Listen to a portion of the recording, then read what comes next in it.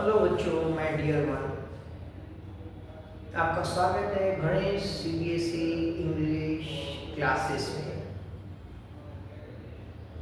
My dear children, मेरे बच्चों, already you know that we have started a course for the revision purpose, that is the English spoken crash course.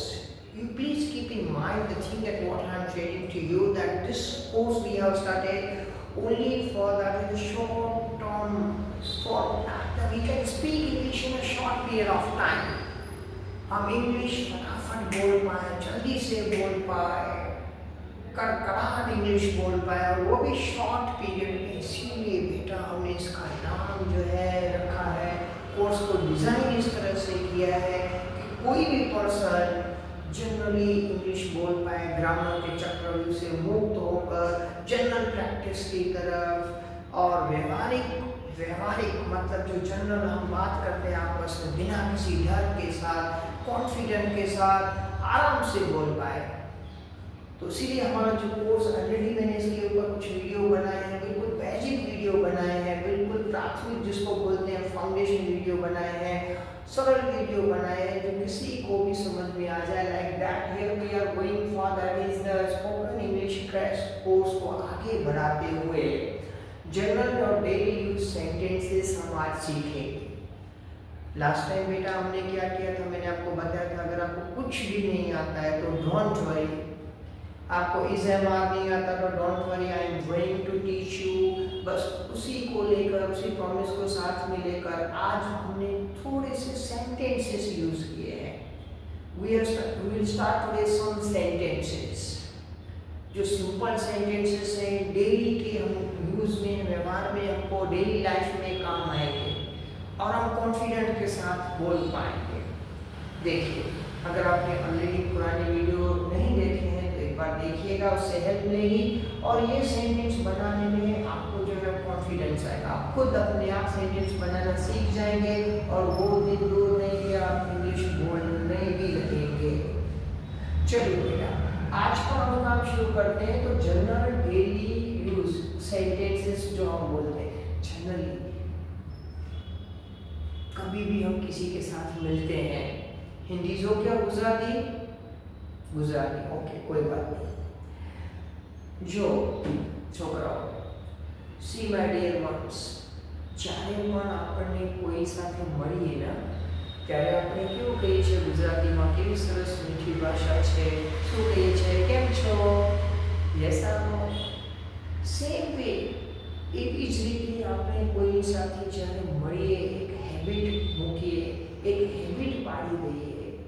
આપણે નાના હોઈએ તોય અથવા મોટા હોઈએ તો આપણા કોઈ ફ્રેન્ડ્સ મળે, કોઈ જાણીતા મળે, જો આપણને સ્પોકન ઇંગ્લિશ શીખવાની છે તો આપણે ડરને સાઈડમાં રાખીને પહેલાં પૂછવાનું છે કેમ છો, પણ બોલવાનું છે how are you. Again we have to say inside આપણી ફીલિંગ અંદરમાં કેમ છો, but we have to speak, that's why we have to ask him or her how are you। આ ક્વેશ્ચન પૂછીએ આપણે તો હિંમત આવે। હવે જ્યારે પણ સામેવાળાથી આપણે ક્વેશ્ચન પૂછીએ તેનો જવાબ મળે, શું જવાબ મળે? આપણે કોઈને પૂછીએ કે તમે કેમ છો, આપણે ગીત નથી ગાવાનું કે કેમ છો, બરાબર ને? मैंने पूछा કેમ છો, ऐसा नहीं, हाँ કેમ છો, તો સામેવાળો શું જવાબ હોય જનરલી? હું મજામાં છું, હા હું મજામાં છું। તો આપણે એનો જવાબ અંગ્રેજીમાં શું કહીએ? આઈ એમ ફાઇન।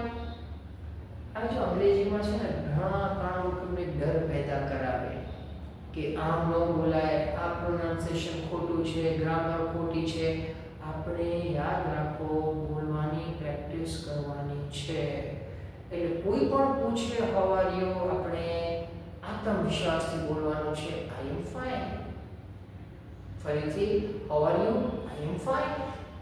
આ જનરલ સેન્ટેન્સ લખતા જાઓ, યાદ કરતા જાઓ અને એની પ્રેક્ટિસ કરતા જાઓ।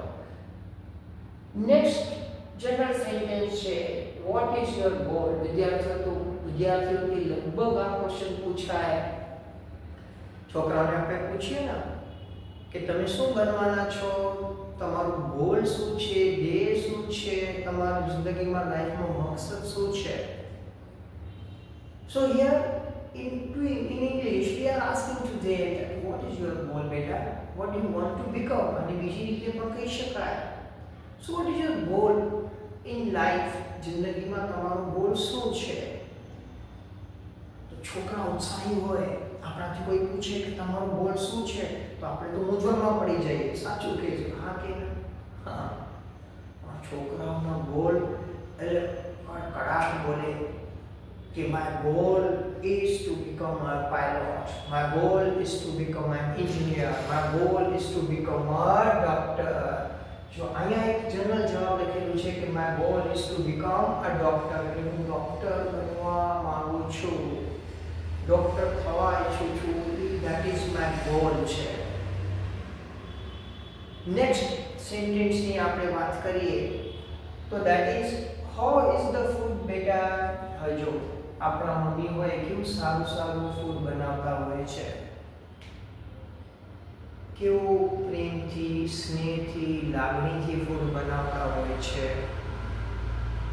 તો મમ્મી માટે પણ કોઈ સેન્ટેન્સ હોવું જોઈએ. આ એ વસ્તુ અલગ છે કે ક્યારે પપ્પા બનાવતા હોય. તો અહીંયા આપણે કહીએ કે હાઉ ઇઝ ધ ફૂડ બેટા.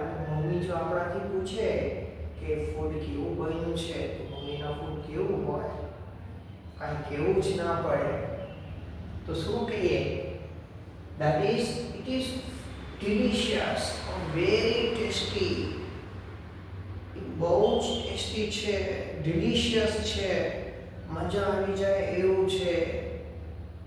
તો એવી આપણે પ્રેક્ટિસ પાડીએ. ઘરમાં જ્યારે મમ્મી આપણને કંઈ સારું આપે, સારું જ આપે છે ને, એમાં આપણે દૂધ આપે, બરાબર છે, એમાં પછી બદામ કે કેસર મિક્સ કરીને આપે, ક્યારે હળદર મિક્સ કરીને આપે, અથવા ખાવાનું આપે છે, ત્યારે આપણે થેન્ક્સ કહેવાય મમ્મીને પણ. હા, મમ્મીને પણ, બાને પણ, આંટીને પણ. તો થેન્ક યુ, ખાલી થેન્ક યુ નથી કહેવાનું, સાથે આપણે એ ટેવ પાડવાની છે કે it is very tasty, it is very delicious, it is marvelous. આપણે કાંઈ ન શકીએ, no words, so good, like that. Yes, આપણે હેબિટ પાડીએ. હા, થેન્ક યુ તો કહેતા ના જ ભૂલીએ, ખાસ કરીને મમ્મી અને પપ્પાને. ચલો, now next question is what is your best friend's name. હવે આપણને પૂછે ને, બધા આપણે બધા છોકરાઓ ભેગા થતા હોઈએ તો આપણે પૂછીએ, આપણે ઘણા બધા ફ્રેન્ડ હોય ને રાખવા જોઈએ. આપણે શું વધારવા જોઈએ? મેં ગયા લેક્ચરમાં પણ કહ્યું છે, આપણે દુશ્મન વધારવા જોઈએ કે દોસ્ત? દોસ્ત વધારવા જોઈએ.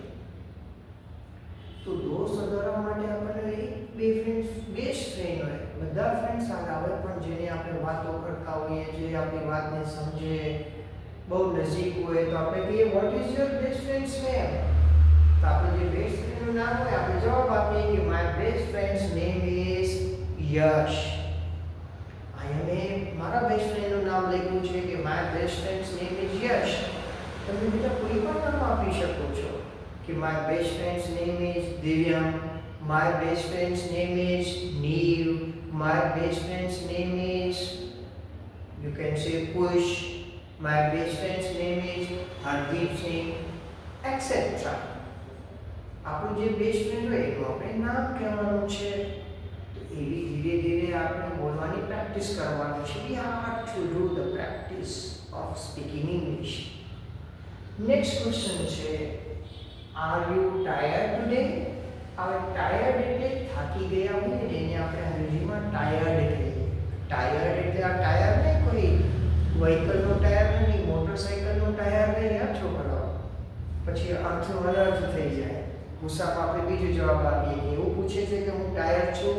ના ના ના, અંગ્રેજીમાં ઘણું ધ્યાન રાખવું પડે. we have to take lot of care while speaking. આનો મતલબ છે are you tired now? જો હું ડી હટાવી દઉં તો કેટલું બધું અર્થનો અનર્થ થઈ જાય.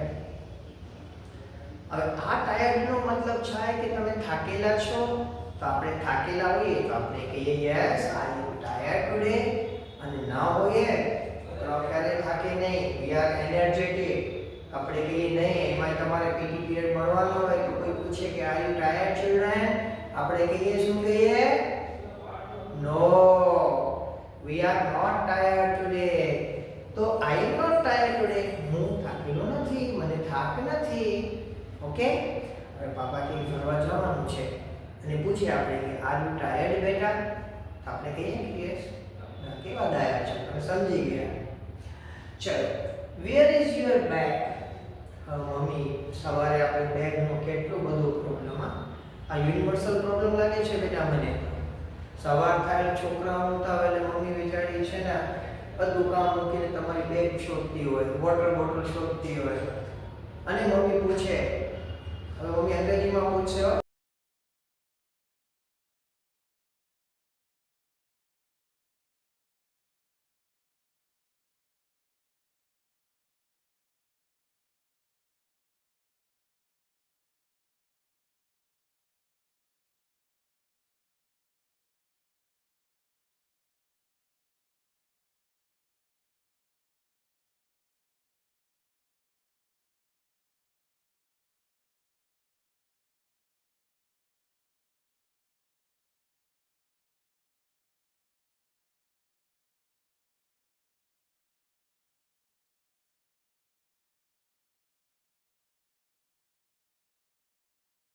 પેપર કેવું ગયા. હવે પૂછે કે what is the date of your school result, તમારો સ્કૂલ રિઝલ્ટ અને ક્યારે આવવાનો છે? તો આપણે કહીએ જવાબ આપી જે તારીખે આવવાનું છે. જો આપણા સ્કૂલનું જે આપણે કહેતો હોય ને જેમાં ભણતા હોઈએ તો આપણે શું કહીએ કે ધેટ ઇઝ ધ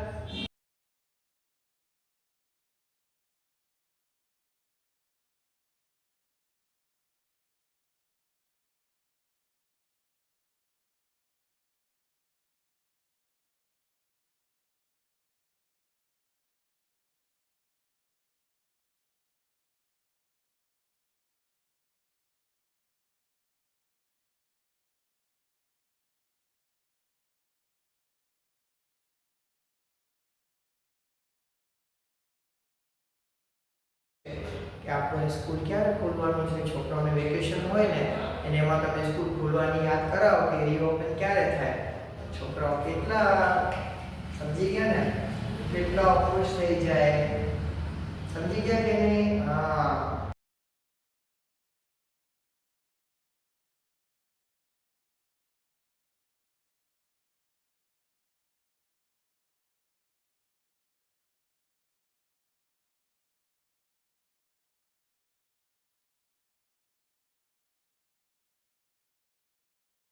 નાના નાના સેન્ટેન્સ બોલતા જઈએ, કોન્ફિડન્સ બિલ્ડ કરતા જઈએ, કોન્ફિડન્સ વધારતા જઈએ અને થોડાક સમયમાં, ટૂંક સમયમાં આપણે કડકડાટ, જેને આપણે ફ્લુઅન્ટ ઇંગ્લિશ કહીએ, એ બોલીએ.